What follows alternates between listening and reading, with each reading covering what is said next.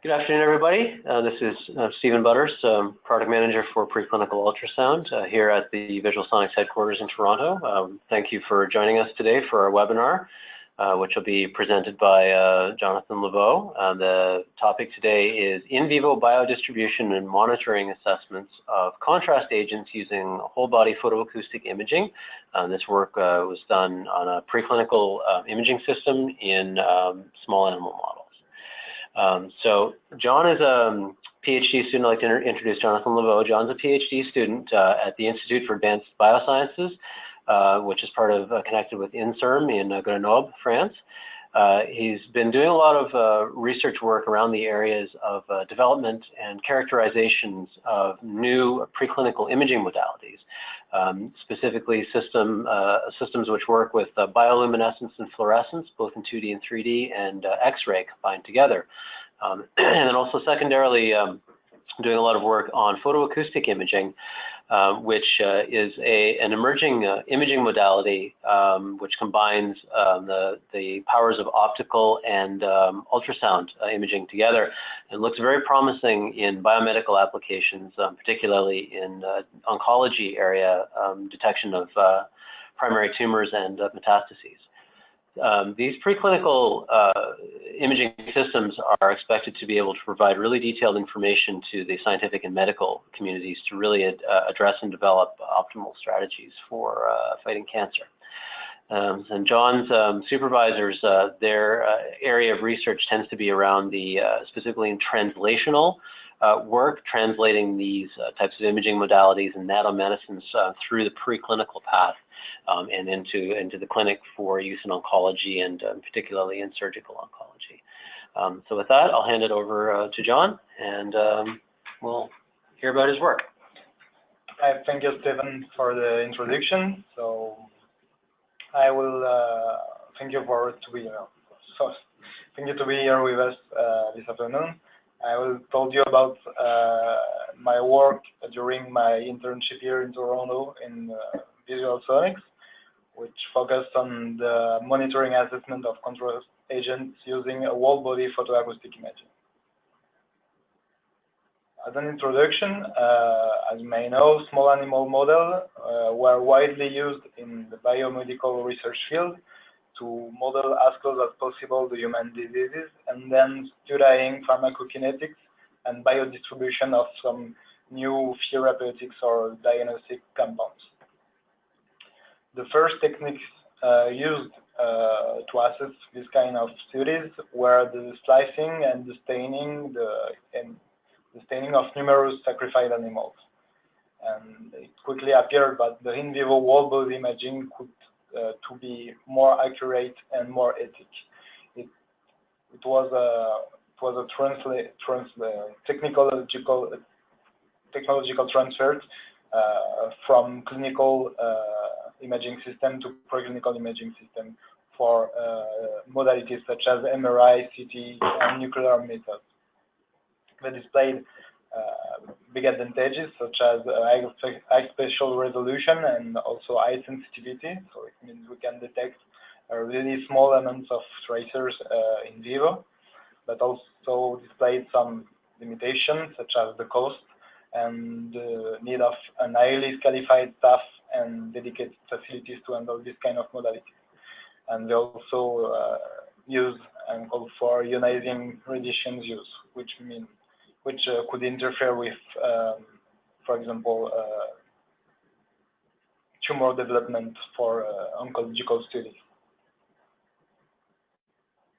That's why more efforts were done on optical imaging and multimodal imaging in a more general way, which has the advantage to display as well as nuclear methods high sensitivity and but they are not using ionizing radiations. We can also co-registrate those optical imaging system modalities with anatomical imaging systems in order to have both molecular and anatomical imaging.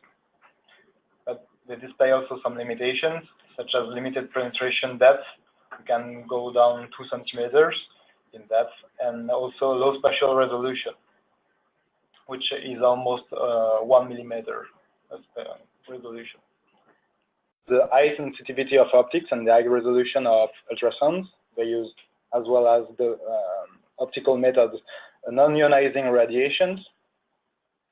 We go down a submillimetric resolution, and we can register simultaneous, functional, molecular, and anatomical contrast with a large wavelength range. We go from 680 to now 2000 nanometers. Here it's one part of my previous work, my PhD work. And I studied the same as the paper I showed you just before. It's the elimination and the retention into the liver of ICG here on healthy mice. And you can see that on this graph we displayed the same kind of kinetics of ICG in the liver. So big uptake 1 hour after injection, and then the elimination through the liver for the 8 hours after injection. But this work show up a few limitations of photoacoustic imaging, even if it increased the organ segmentation accuracy thanks to the ultrasound anatomical modality. We are limited in terms of detection, photoacoustic signal detection depth. As you can see here, the signal is displayed on the first part of the liver, but when you go down than few centimeters, you cannot see the signal as well. So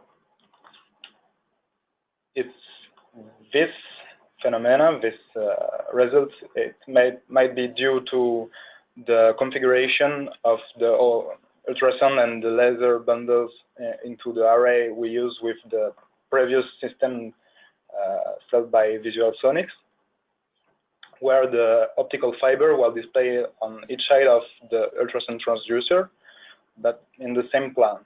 So it explains that we cannot reach tissues and photoacoustic contrast in depth. That's why I'd like to jump on the presentation, a short presentation of the new Vevo LAZR-X. It's multimodal, the new multimodal imaging system released by Bioscience this year in 2017.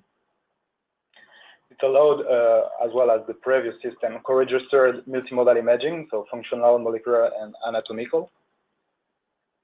But the key is on the new laser technology for faster and more sensitive acquisition, and with an expanded wavelength range. We go, as I told you, to 680 to 2000 nanometers now with this new laser. It's more flexible system compared to the Vevo LAZR-2100.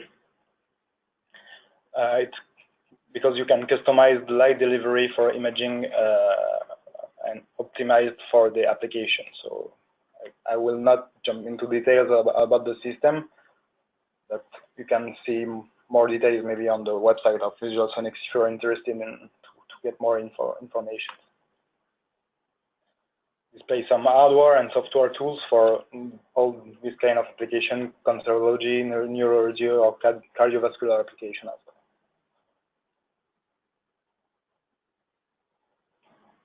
So as I told you, and the main topic of my presentation today is the whole body photoacoustic imaging.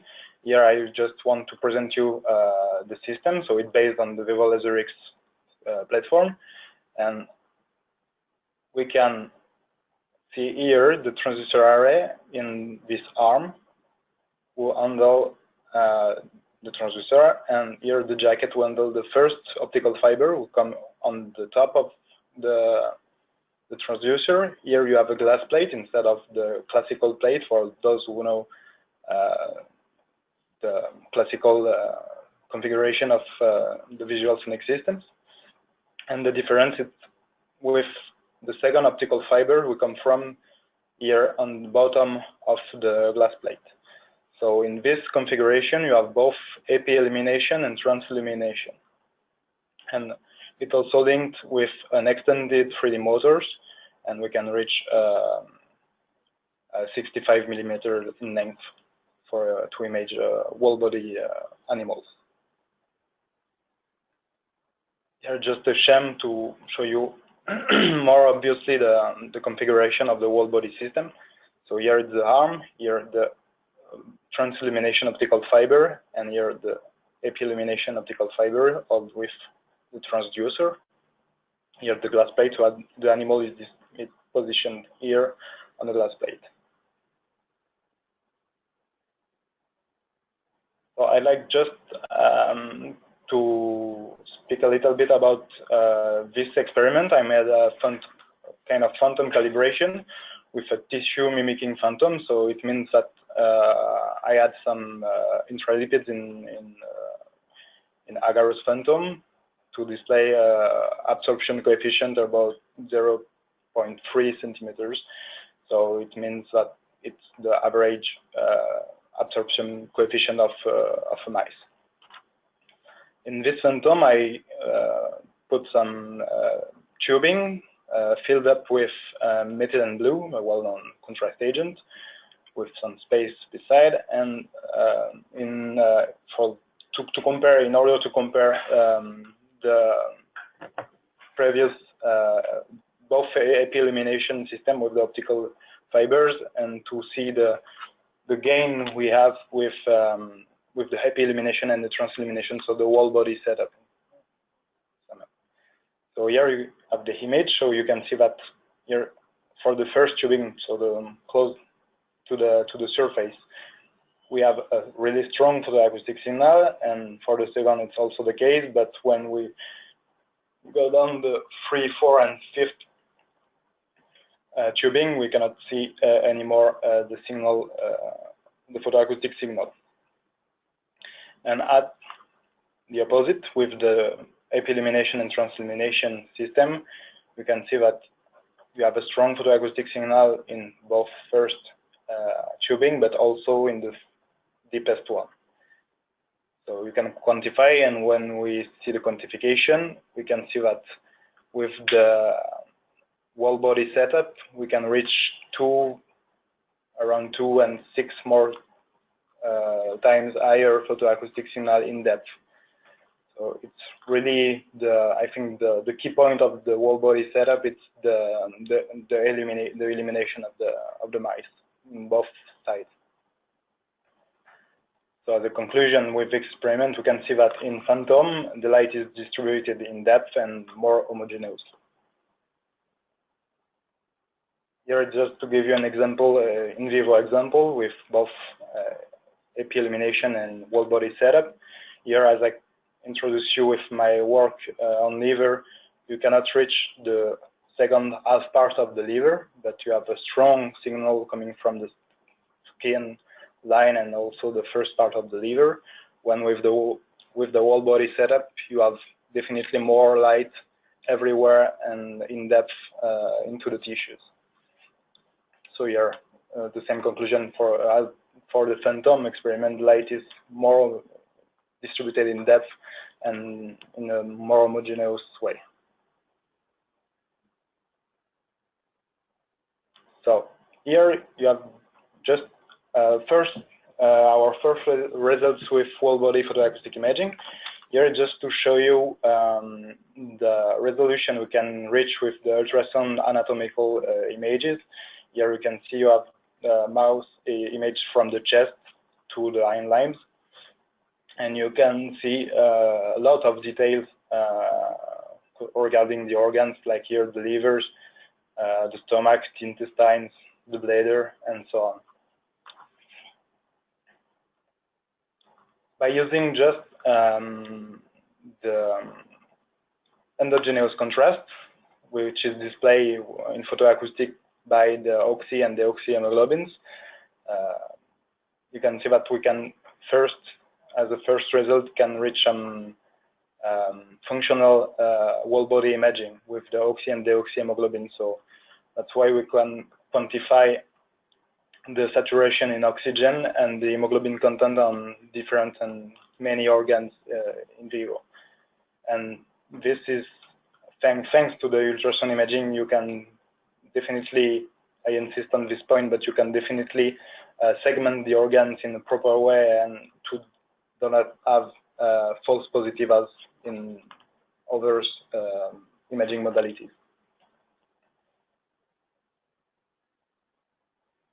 So to go further and to see if the whole body setup is able to give us more detailed information, and especially molecular information and biodistribution for several contrast agents, I done a co-injection of two well-known contrast agents, which are the indocyanine green, ICG, and the Evans blue dye, EBD.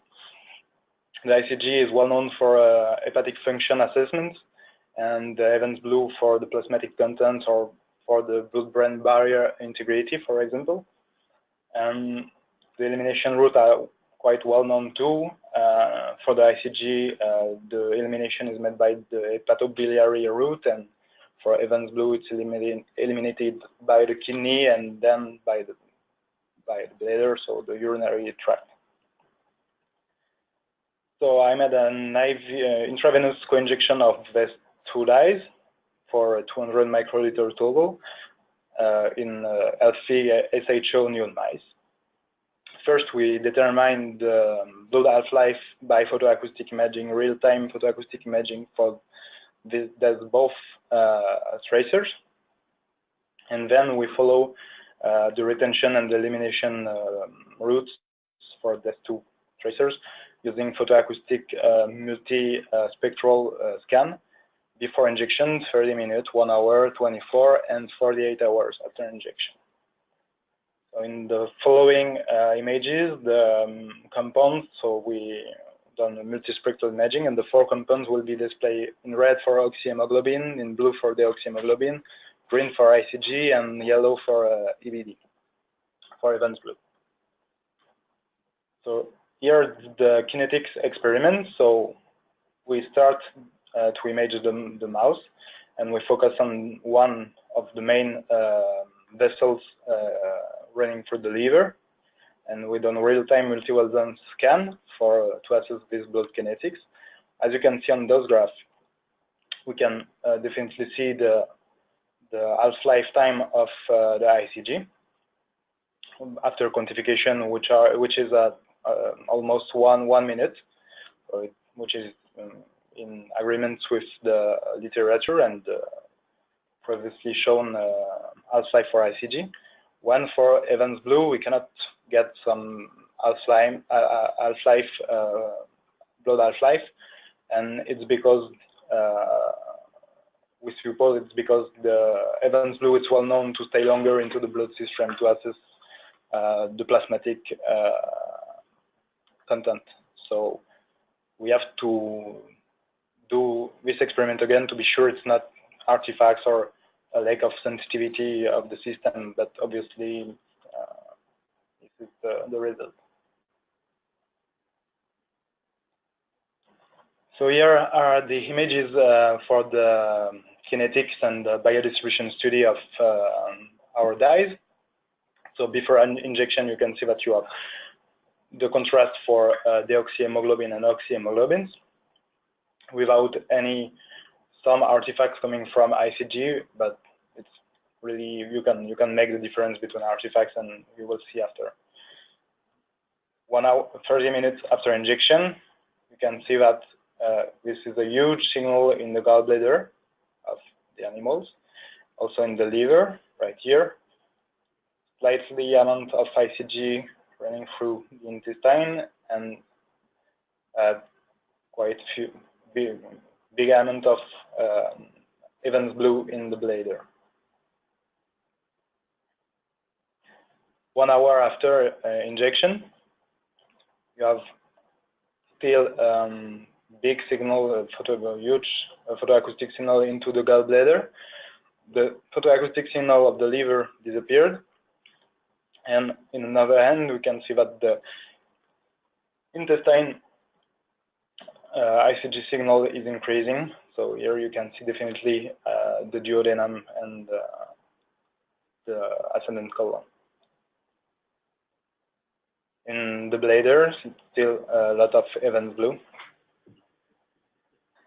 Then we move to 24 hours after injection. So no more signal display in the gallbladder for ICG, no more in the liver, of course.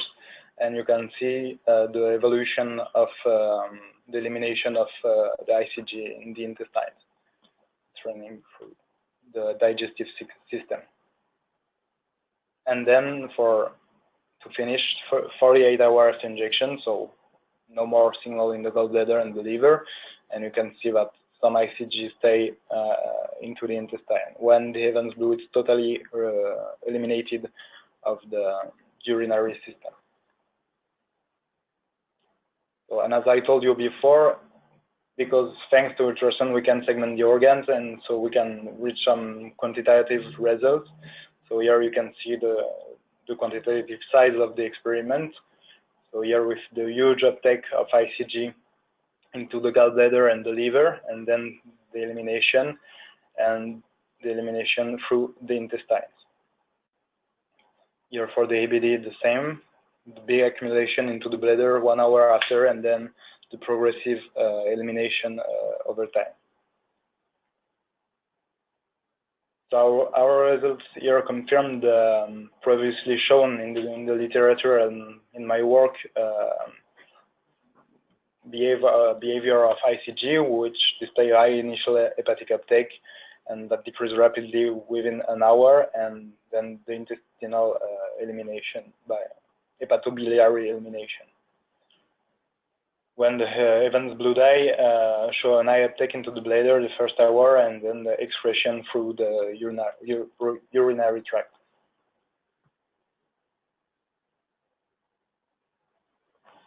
As a conclusion, so regarding the photoacoustic imaging, the Vevo LAZR-X display sensitivity of optical imaging and the resolution of ultrasound imaging. We have access to a multi-wavelength study because we have near 1 and near 2 windows, which are 680 nanometers to 970, and for the near 2, 1200 to 2000 nanometers. This platform gives us access to anatomical and functional and molecular imaging within the same acquisition, which is really powerful to assess biology and more precisely oncological studies. Regarding the whole body setup, we show both in phantom and in vivo experiment that the light is delivered in depth and homogeneously. We have access to main organs to assess our biodistribution studies. The hemoglobin, we have access thanks to the endogenous contrast to hemoglobin content and tissues oxygen saturation. And we demonstrate with our ICG and ABD experiment that it is possible to track different tag drugs or contrast agents in this case in vivo simultaneously and in real time. So regarding the ongoing work, we will integrate the ICG and the respiratory electrodes on the glass blade on the whole body setup in order to have the ICG and the respiration gating, which is really important in this kind of studies. We have an ongoing work with University of Toronto regarding the light fluence correction based on the absorption coefficient of several organs. We already do some light fluence correction, but we will improve that with taking into account the absorption coefficient of the organ of interest. We'll develop a whole body pad to avoid the use of big gel quantities, because with the actual setup we use a big amount of gel, echographic gel, in order to cover the whole body of our animals.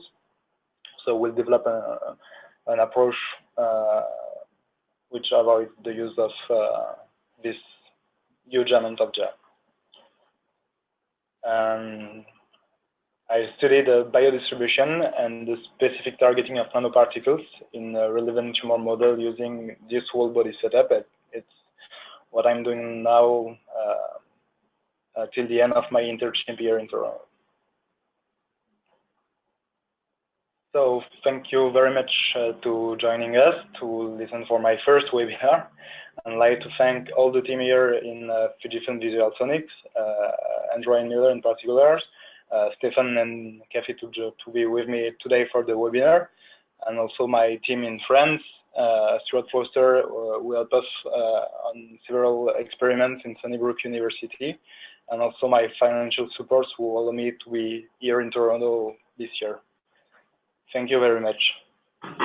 Great, thanks, John. That was a nice overview. You've done some really nice work there. Some of those images are really impressive, the way they show the biodistribution of the various compounds through the body. We've had a couple of questions come in. One was wondering, because it's a combined system, ultrasound and photoacoustics, did you mention the frequency that you did the ultrasound at? Was that high frequency, low frequency? Oh, it's high frequency ultrasound, the lowest frequency of high frequency ultrasound. So here we use ultrasound transducer, which display 15 megahertz frequency. Okay. And I guess a follow-on from that then would be if you know, any other thoughts on other frequencies to use or trade-offs? It's really application dependent. I mean, if you want to assess whole body experiments, you don't need high resolution images. Mm-hmm. So you can use quite low frequency transducer, which gives us almost a 200 micron resolution. Okay. And yeah, it's really application dependent. For whole body, you don't need this high resolution. If you focus on, for example, the brain or the kidneys or a specific organs, you can, and I think it's one of the advantage of the system. It's you can switch pretty easily the light and the frequency you want, the light delivery and the light frequency you want to use, and you can switch. Yeah. It's a really flexible system. So. Okay, great, thanks. Another question that's come in here, just I guess more of a curious or forward-thinking question, just wondering about future optimizations or future work with this sort of setup. I think the major ongoing work and the major innovation for the whole body setup will be the light fluence correction in order to reach more signals in depth, because as you can see, as I show you with the Phantom experiment, we increased the amount of signals into using the both AP and trans-illumination setup, but it's not optimized. I mean, you see that, I don't know if you remember well the graph, but you can see that it's kind of slope of signal, yet still with the whole body setup. So we have to work on this side, the light fluence correction, and on the other hand, in the high alignment, the perfect alignment of both optical fibers, the bottom and the top illumination optical fibers, and good perspectives for the whole body setup. All right, great. That sounds to be really interesting to see where that leads. One final question that's here. So anybody who's still there with us, please feel free to submit any other questions. We just have one last one here, and then we'll wrap up, unless somebody sends in any other ones. Just a sort of a general question about if you have any sort of a handle on the sensitivity of what the system can detect down to what levels, or. Yeah, once again, it's really first frequency dependent, because the more lower frequency you use, the more, so you will not be high resolutive, but you will be really sensitive. Mm-hmm. So with this transducer in particular, it's the one I used, the same frequency I used in my previous work, and we can reach something like 1 picomole of ICG in vivo. Mm. So it's really sensitive. It is quite sensitive, yeah. Yeah. Okay, Very nice. Right. Okay, great. Thanks, John. So just a couple of housekeeping things here at the end. And again, if you do have other questions, feel free to submit them on the chat window there. I just wanted to highlight something that we've got going on right now, not specifically related to photoacoustics or whole body, but kind of getting into molecular imaging. If you check the link that's at the bottom there to our website, we do have a Vivo micromarker exploration giveaway contest going on right now, where if you, again, call up the website and there's a form to submit there where you can tell us what your idea is for doing some preclinical imaging and investigations with targeted micromarkers. So targeted micromarker is our microbubble product that does have streptavidin on the surface, so you can absorb any biotinylated antibody or molecule onto that bubble and then target antigens or other targets of interest on the endothelial cell surface in your animal models. So if you've got an interesting study or an interesting idea for study in mind that you've been kind of kicking around, you know, go ahead, call that website address up there, fill out the form, and send us your idea, and you might win some microbubbles where you can follow through and follow through with your experiments. So as I mentioned, target ready. These are target ready or targeted microbubbles. These are an adaptation of bubbles that are available clinically that are FDA approved. Right now, this is of course our the micromarker targeted product is of course the preclinical version of that product for use in small animal models. For some other follow-up information about specifically about using those targeted micromarkers, if you go again to our website, as the image shows there, go to the resources tab and look up past webinars. We have had a webinar previously a number of years ago that talked about using targeted microbubbles. This is a VEGF targeted investigation, quite a good study that this group at Regeneron did. So again, that webinar is available on our website if you do want to go through and look that up. So lots of information and details on our website. We're on social media. We've got lots of past webinars available on our website. We're always at conferences and society meetings. If you go to the events section of our website, you'll see upcoming conferences that we're going to be at, large and small. So if you do see us at a booth or one of our representatives at a conference, do track us down and ask us any questions that you might have. And then if you are using the system, or even if you're not using the system, if you've got some questions about capabilities or possibilities with the system, again, call up our website, have a look at the customer support submission forms there, and reach out and get in touch with us. And we've got, just before we sign up or sign off for the day here, sorry, we've got one last minute question that just came in asking about how does PA, photoacoustic imaging, compare to CT, computed tomography imaging. John, if you can speak to a comparison. I'm not sure to understand really well the question, but I try to answer. I mean, the question is, how does the photoacoustic technique compare to computer tomography? So yes. CT imaging. Yeah.